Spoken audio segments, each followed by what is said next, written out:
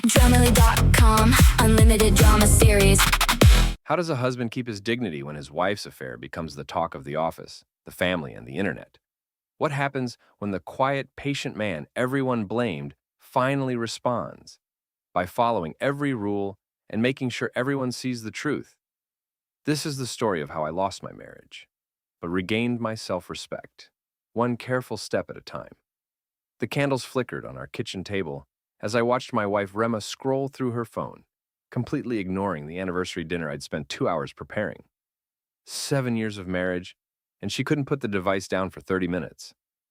"The salmon looks great, it's candor," she said without looking up, her thumb dancing across the screen. Another notification chimed, then another. I'm a logistics coordinator for a mid-sized shipping company. Nothing glamorous, but it pays the bills and keeps our 7-year-old daughter Maya in a good school district. I believe in doing things properly, methodically. That's probably why Rema's recent behavior felt so jarring against my ordered world. "Who's texting so much?" I asked, cutting into my fish. "Just work stuff. Felix is organizing this camping trip for the arts department." She finally looked up, her green eyes bright with an excitement I hadn't seen directed at me in months. "It's going to be amazing. 3 days in the mountains, team building exercises, storytelling around the campfire." Felix Sharp. I knew the name. 37, married with 2 kids, worked as a senior coordinator in Rema's arts events department. Charismatic guy, from what I'd heard. The type who made everyone laugh at office parties. "Sounds fun," I said, though something in her tone made my chest tighten. "When is it?" "Next weekend." Another text arrived. This time, I caught a glimpse of the preview. "Can't wait to see you under the stars." My fork paused halfway to my mouth. "Rema, can I see that message?" She pulled the phone against her chest, laughing. "God, Iskander, you're so paranoid. It's just Felix being poetic about nature. He's an artist, you know? They talk differently than us boring logistics people." The dismissal stung, but I kept my voice level. "I'm not being paranoid. I'm being observant." "Same thing." She stood up, her plate barely touched. "I'm going to call Marina about what to pack. Thanks for dinner." She kissed my forehead, a gesture that felt more like patting a dog than showing affection to a husband, and disappeared into our bedroom. Through the thin walls of our suburban home, I could hear her animated voice, punctuated by giggles I hadn't heard in our house for months. I cleared the table alone, scraping her untouched salmon into the trash. As I loaded the dishwasher, I thought about the camping trip. Rema had never shown interest in outdoor activities before. She complained when I suggested hiking. She refused to go to Maya's Girl Scout camping events. But suddenly, a work camping trip with Felix Sharp was the most exciting thing in her world. That night, I found myself sleeping in our guest room, after what Rema called another one of your suspicious interrogations. She'd grown tired of my questions about her late nights at the office, her new interest in fitness, her suddenly password-protected phone. I lay awake staring at the ceiling, listening to her voice carry through the walls as she talked to someone. Probably Marina, her enabler friend who thought wives deserved to explore their options. At 6:47 a.m., I padded to the kitchen for coffee. Rema was already there, phone in hand, typing rapidly. She looked up as I entered, and for just a moment, I saw something like guilt flicker across her face. Then her phone buzzed with an incoming message, and the preview flashed on the screen just long enough for me to read, "Last night was incredible. Can't stop thinking about your..." She snatched the phone away, but I'd seen enough. My hands remained steady as I poured my coffee, even though my world had just shifted off its axis. "Morning," I said quietly. "Morning," she replied, avoiding my eyes. "I need to get to work early today. More trip planning." I nodded, sipping my coffee. "Have a good day." After she left, I sat in our kitchen for a long time, thinking. I'm not a confrontational person by nature. I solve problems through careful analysis, documentation, and proper procedures. Emotional outbursts accomplish nothing except making situations worse. But as I sat there in the morning silence, I realized I needed to start paying very close attention to what was happening in my marriage, and I needed to start keeping records. The camping trip lasted 3 days. Rema came home Sunday evening glowing with what she called outdoor energy, her hair perfectly styled, despite allegedly sleeping in a tent.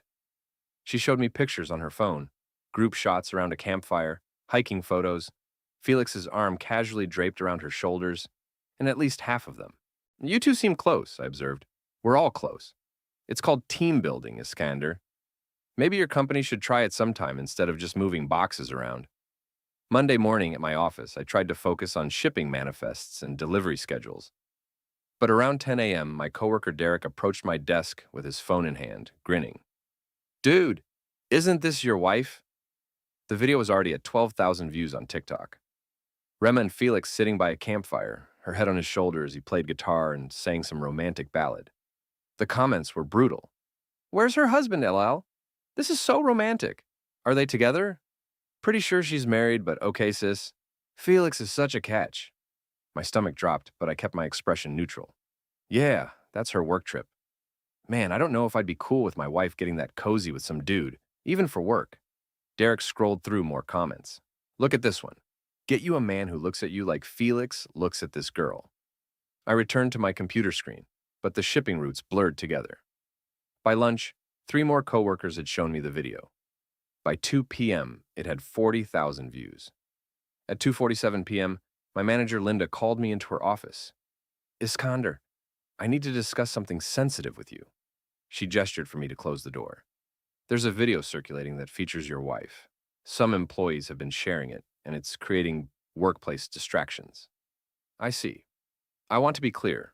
We're not judging anyone's personal life. But when personal matters start affecting workplace productivity, we need to address them. Can you handle this situation discreetly? The implication was clear. Control your wife, or it becomes a performance issue. I'll take care of it, I said. That evening, I found Rema in our living room, scrolling through the comments on her viral video with obvious delight. Rema, we need to talk about this video. She looked up, eyes sparkling. Isn't it amazing?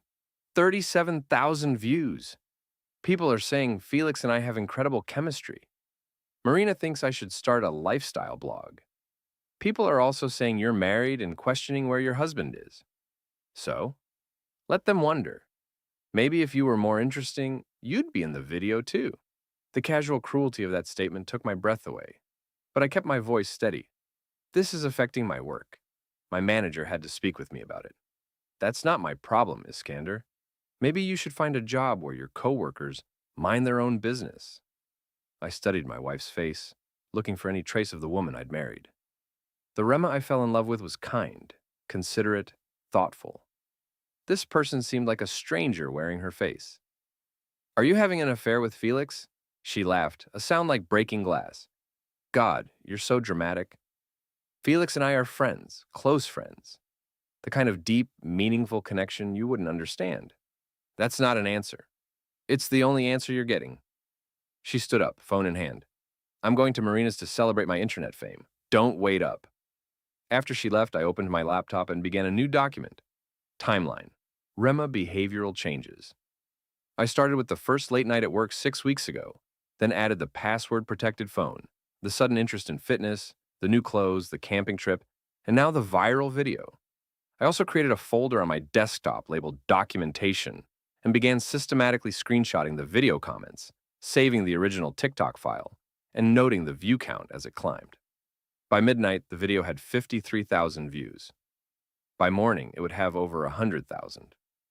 I was married to a woman who was publicly humiliating me and calling it friendship, but I wasn't going to react emotionally. I was going to document everything and respond properly when the time was right.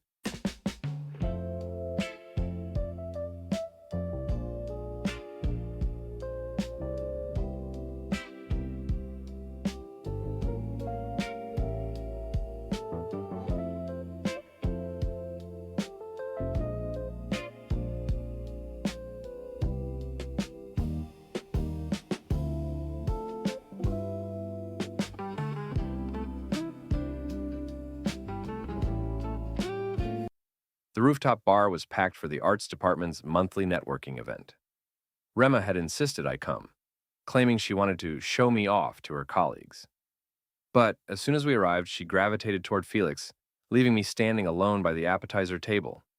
I watched them work the room together, her hand frequently touching his arm, his fingers occasionally brushing her back. They moved like a couple, finishing each other's sentences, sharing inside jokes, completely in sync. "You must be Iskander." A young guy with a man bun approached me, grinning. "I'm Nate. I work with Rema."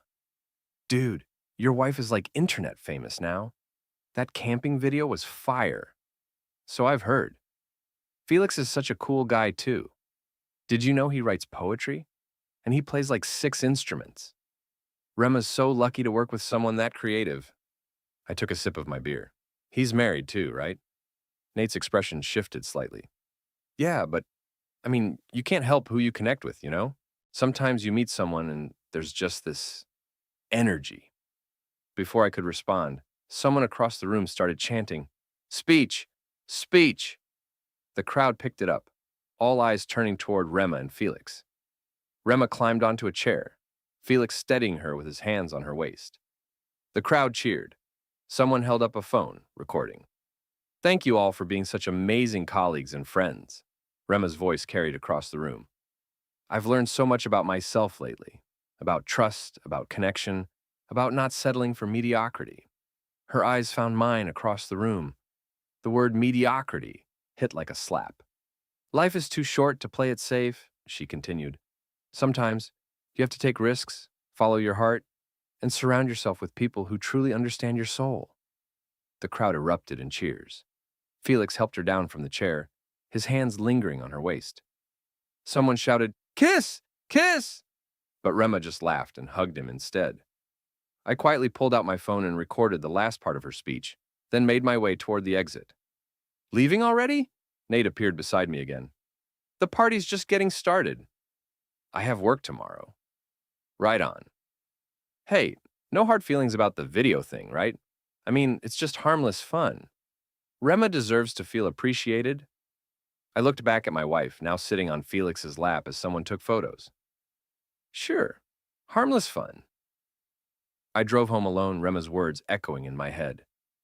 Not settling for mediocrity. People who truly understand your soul.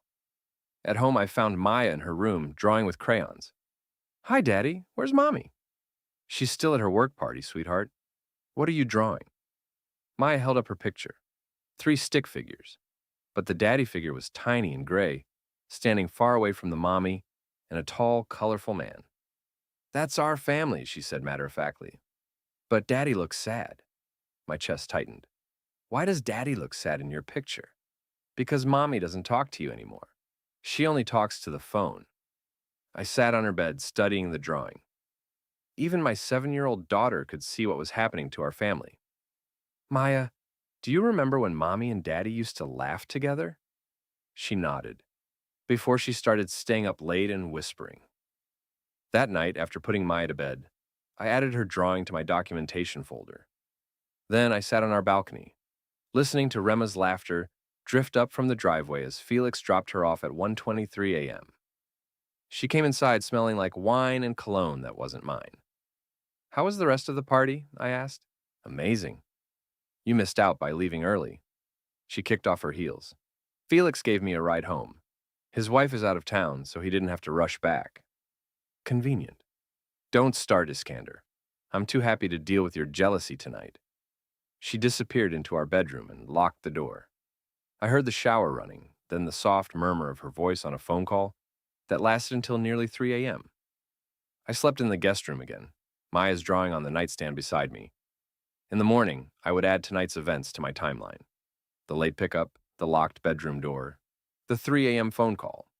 I was building a case, piece by piece, document by document. Because when this marriage finally ended, and I was starting to accept that it would, I was going to make sure Maya stayed with the parent who actually put her first. The birthday dinner for Rema's father should have been a peaceful family gathering. Instead, it turned into a public confrontation that would haunt me for weeks. We were seated at a long table in Romano's, the Italian restaurant where we'd celebrated every family milestone for the past 5 years. Maya sat between Rema and me, coloring on her kids' menu while the adults made small talk. Rema's mother, Rosa, kept glancing between her daughter and me with worried eyes. My Aunt Lydia, who'd driven down from Portland for the occasion, studied Rema with obvious disapproval. So, Rema, Nate said from across the table. Somehow he'd been invited as Rema's close colleague. Show everyone that video from the camping trip. It's got like 200,000 views now. Rema's face lit up. Oh my God, yes. Dad, you have to see this. Felix is so talented. She pulled out her phone and played the campfire video for the table. I watched my in-laws' faces as they saw their daughter cuddling with another man, her wedding ring clearly visible as she stroked his arm. Rosa's smile faltered. Rema's father cleared his throat uncomfortably. That's nice, sweetheart, he said carefully. Nice? Rema laughed. Dad, it's gone viral. People are saying Felix and I should start a YouTube channel together. 2 key cards. You asked for 2. Who was the second for? My colleague needed a place. Your colleague who calls you baby in her texts? Watch more on Grammarly.com. We have this incredible creative chemistry. Aunt Lydia set down her wine glass with a sharp clink. Where exactly was your husband during this creative chemistry session? The table went quiet. Maya looked up from her coloring. Iskander doesn't really understand artistic expression, Rema said, her voice taking on a defensive edge. He's more of a practical person. Practical enough to work 2 jobs last year so you could take that pottery class, Lydia replied. Practical enough to handle all the night feedings when Maya was a baby so you could sleep. Lydia, I said quietly, it's fine. No, it's not fine. My aunt leaned forward. I've watched this boy, she gestured to me, bend over backwards for you for 7 years. And this is how you repay him? By humiliating him on the internet? Rema's face flushed red. I'm not humiliating anyone. I'm finally living my life, instead of shrinking myself to make other people comfortable. You're a wife and mother, Lydia shot back. Act like it. Don't you dare lecture me about marriage. Rema stood up, her voice rising. Just because you stayed with Uncle Frank through 30 years of misery doesn't mean I have to settle for a passionless existence. The entire restaurant seemed to go quiet. Maya's crayon froze mid-stroke. Rema, Rosa said softly, please sit down. People are staring. Let them stare. I'm tired of pretending to be someone I'm not. I'm tired of apologizing for having connections with people who actually appreciate me. She grabbed her purse. Felix understands me. Felix sees me as more than just a wife and mother. Felix makes me feel alive. With that declaration, she stormed out of the restaurant, leaving me at the table with our daughter and both our families. The silence stretched for what felt like hours. Finally, Maya looked up at me. Daddy, why is Mommy so angry all the time? Rosa reached across the table and squeezed my hand. I'm sorry, Iskander. I don't know what's gotten into her.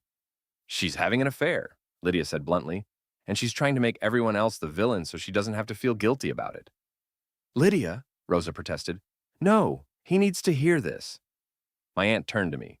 Don't let her drag you down with her, Iskander. You're a good man. You deserve better than this. I looked down at Maya, who was drawing again, this time just a little girl standing alone. I should take Maya home, I said. As I buckled my daughter into her car seat, she asked, Are you and Mommy getting divorced like Tommy's parents? The question hit me like a punch to the gut. I don't know, sweetheart. But whatever happens, Daddy will always take care of you. When we got home, Rema's car wasn't in the driveway. She didn't come home until after midnight, and when she did, she went straight to the guest room and locked the door. I found a note on the kitchen counter. Staying at Marina's for a few days. Needs space to think. That night, I updated my documentation with photos of the note, screenshots of supportive texts from Aunt Lydia and Rosa, and a detailed account of the restaurant confrontation. I also started researching family law attorneys in our area, because Maya's question had crystallized something for me. This marriage was over. The only question now was how to protect my daughter from the fallout. Rema returned after 5 days at Marina's house with a new haircut, new clothes, and a completely unapologetic attitude. She moved through our house like a guest, taking only what she needed and avoiding any real conversation. We need to discuss our living situation, I said on Thursday evening as she packed another bag. What's to discuss? I'm staying with Marina until I figure things out. Maya needs stability. She needs her mother. Rema paused in her packing. Maya is fine. Kids are resilient. She drew a picture of herself standing alone, Rema. She asked me if we're getting divorced. Maybe we should be. The words hung in the air between us. After weeks of dancing around the obvious, she'd finally said it out loud. Is that what you want? I asked. She turned to face me, and for a moment, I saw something like relief in her eyes. I want to be happy, Iskander. I want to feel alive. I want to be with someone who sees me as more than just a paycheck and a babysitter. I never saw you that way. Didn't you? When's the last time you looked at me, really looked at me, the way Felix does? When's the last time you gave me the chance? She zipped up her bag. I'm not going to argue about this. I'll pick up Maya on Saturday for the day. Where are you taking her? Felix is having a barbecue. Maya should meet the people who are important to me. My blood ran cold. You're taking our daughter to meet your affair partner? He's not my affair partner. He's my friend. And Maya will love him. He's great with kids. Absolutely not. Rema's eyes flashed with anger. You don't get to control where I take my daughter, our daughter. And yes, I do get a say in who she's exposed to. We'll see about that. She left with her bag, and I immediately called the family attorney I'd been researching. It was after hours, but I left a detailed voicemail requesting an emergency consultation. Saturday morning, Rema arrived to pick up Maya. Our daughter ran to her mother with obvious joy. She'd missed her terribly. Where are we going, Mommy? To meet some of Mommy's friends. You're going to love them. I knelt down to Maya's level. Have fun, sweetheart. Call Daddy if you need anything, okay?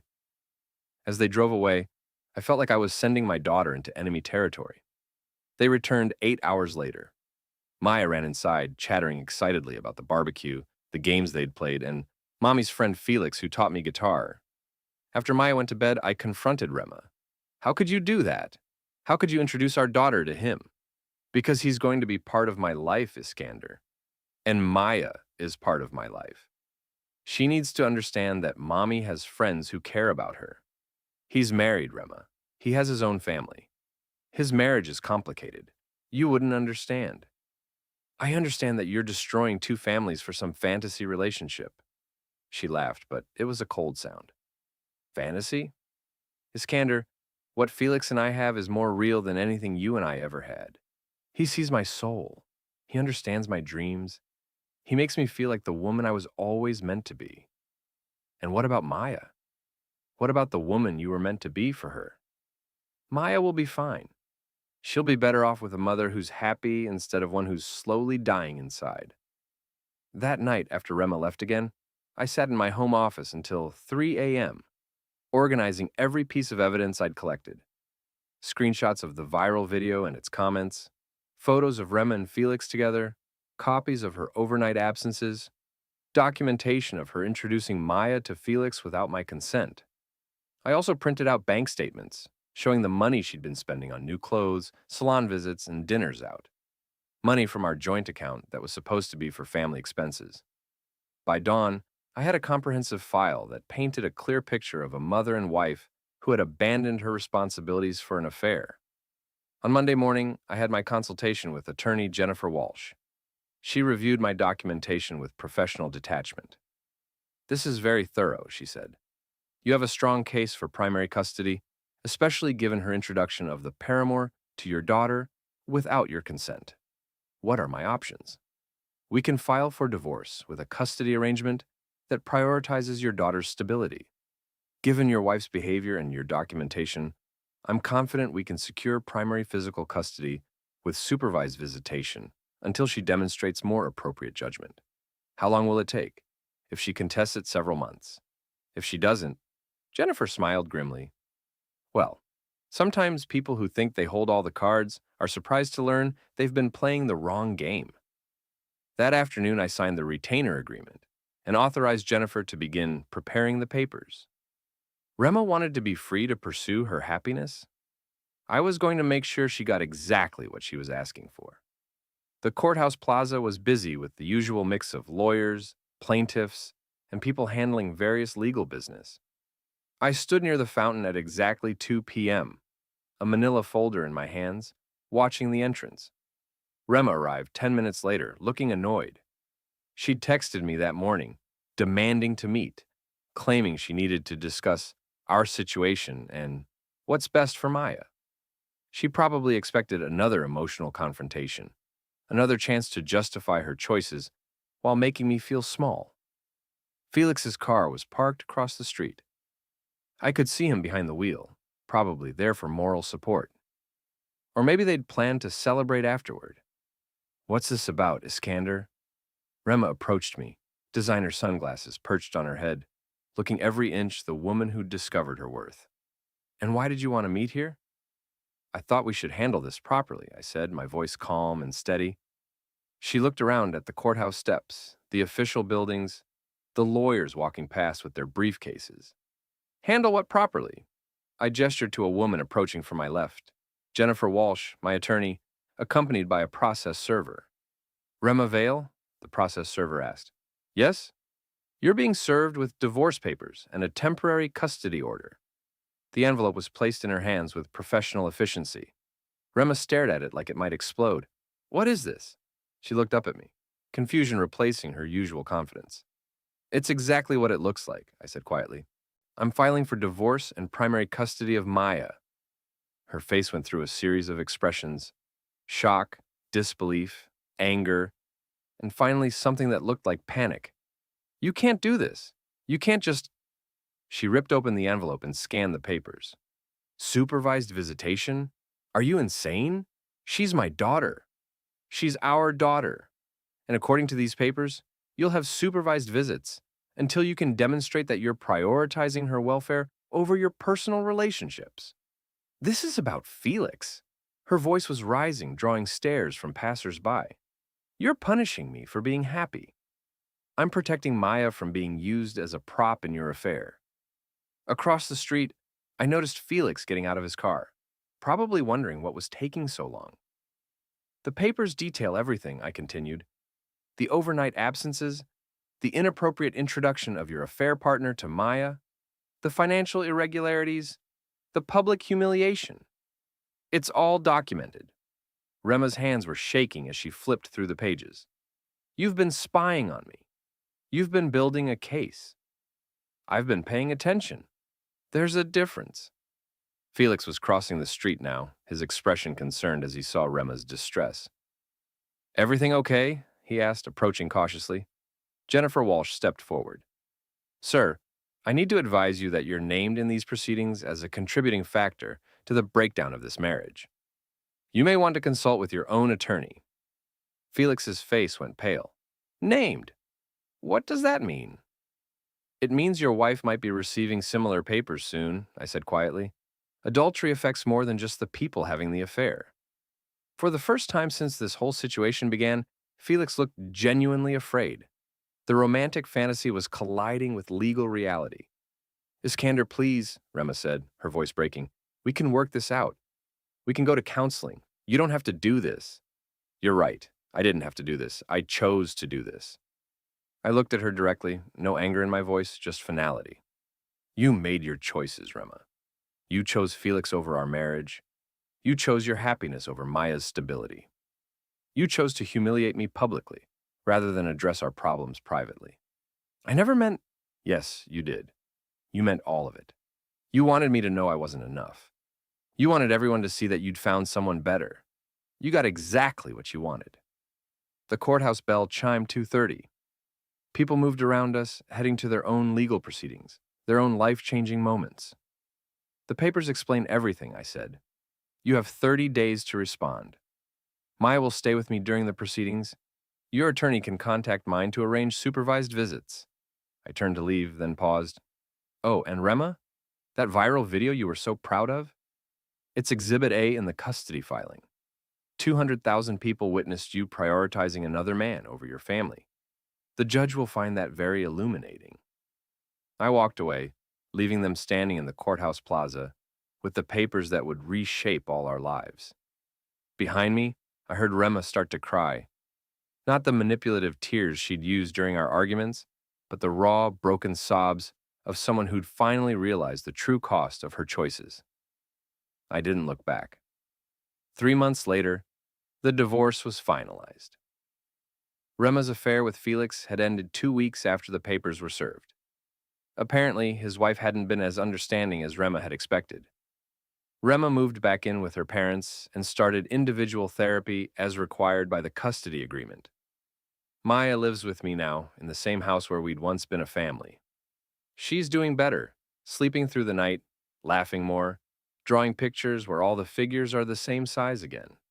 Rema has her supervised visits every other weekend. She's working on rebuilding her relationship with Maya and with herself. Sometimes people need to lose everything to remember what actually mattered. I kept my dignity throughout the entire process. I never raised my voice, never made a scene, never stooped to the level of public humiliation that had been inflicted on me. I simply documented the truth and let the legal system handle the rest. That's how a husband keeps his dignity when his wife's affair becomes the talk of the office, the family, and the internet. You follow every rule, collect every receipt, and make sure everyone sees the truth, not through viral videos or public confrontations, but through the proper channels that actually matter. I lost my marriage, but I regained my self-respect.